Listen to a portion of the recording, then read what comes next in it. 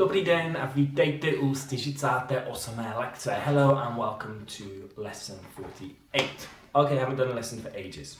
And what I want to get on to is the future tense. I've been asked, I've had a lot of requests for me to do a lesson on the future. However, before we do the future, we need to look at the difference between imperfective and perfective verbs.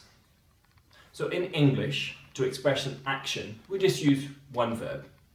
But in Czech, they very often have pairs of verbs. And these express the action slightly differently. So these pairs, one of the verbs is called perfective and the other is called imperfective. So firstly, let's look at perfective verbs. Now these indicate that an action, normally one action, has been completed, finished. It's very important. Perfective, the action, the emphasis is on that the action has been finished and completed. These perfective verbs only have past and future meanings. You cannot use a perfective verb to express the present tense. Only the past and the future is very important.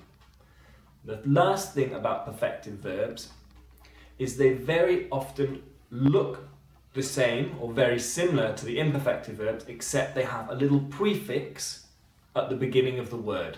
So a couple of letters, a short prefix at the start of the word. Okay, let's look at imperfective verbs. Now these express,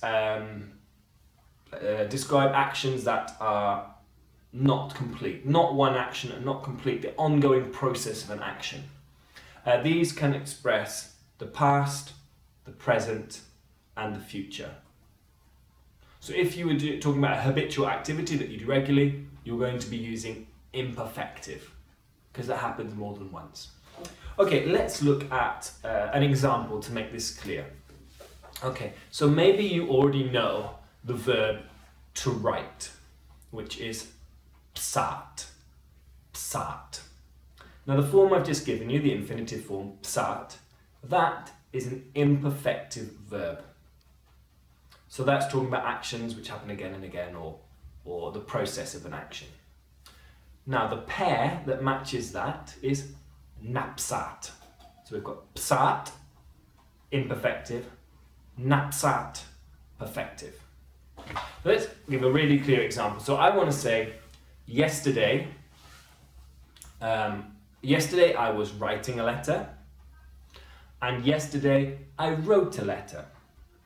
So firstly, yesterday I was writing a letter. So I want to talk about the process of the action. So I would say, včera jsem psal dopis.